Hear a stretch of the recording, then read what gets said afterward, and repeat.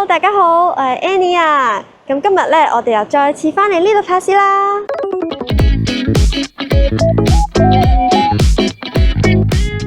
Hi， 大家好，我係小新兒，又喺度首先見到我啦，繼續先請大家多多指教先。冇錯，呢度有一間唔近地鐵站嘅酒店，而且咧應該有人都睇得出啦，呢一間酒店咧其實1年前我就已經拍過噶啦。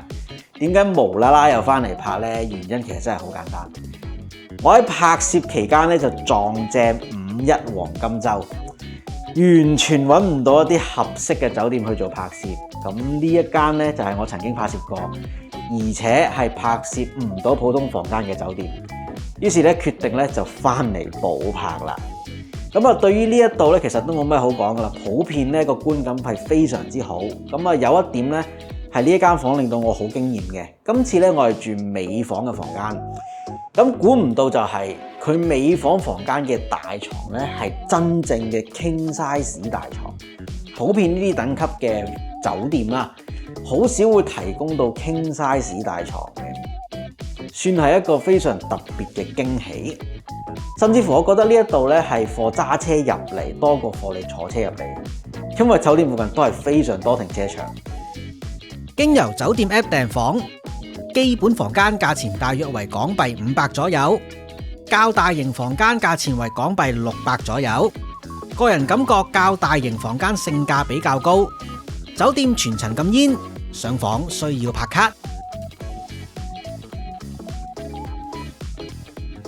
睇房時間，今次終於可以測試到雙人床房間啦。不過今次開盲盒咧都只係可以開到尾房間。官方報較大型房間面積為23平方米，酒店採用基本商務風格設計，空間感充足。雙人床係真正嘅 king size 雙人床，非常舒適。床頭位置設有供電位，但係就只有其中一面有提供。電視係採用普通數碼電視，有 HDMI 插位。不過由於電視係採用吊牆式設計，而且下邊係並冇任何台面位置，所以極度唔建議交叉任何裝置。浴室空間非常充足，可惜不設浴缸。作為第2次嚟拍攝嘅酒店，對於呢度都冇咩觀感上嘅大問題。今次最大嘅驚喜莫過於係真正嘅 king size 大床，係非常合格嘅 staycation 酒店。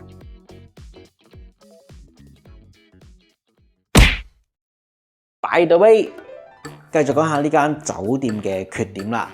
嗱，對於上一次嘅缺點咧，我就唔再多講噶啦。咁今次咧主要圍繞住房間嘅缺點。咁尾房缺點咧，我就揾到2個。第一點，呢間房咧係冇台噶，咁淨係得一個水吧位，好明顯睇得出佢係想攞盡成間房嘅 area 去做裝修。咁結果咧就冇用到傳統有台嘅設計，咁喺食嘢同做嘢方面咧，的確係唔係好方便嘅。第二點，電視，佢個電視咧係吊頂式設計嘅，非常之貼近大床。咁問題就嚟啦，因為佢咁高嘅關係咧，加插任何裝置都係非常之咁困難同埋唔順手。咁即係話咧，如果你係唔睇電視嘅話咧，其實佢就冇乜用處啦，變咗做。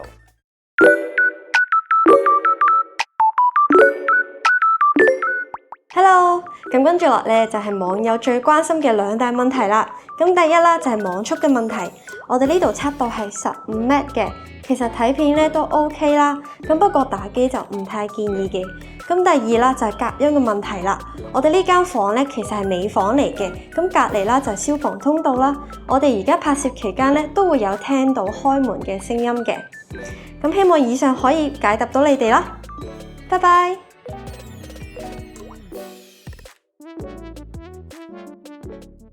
嘅，你又知我兜到咧？兜得到，我睇到你停咗嘅。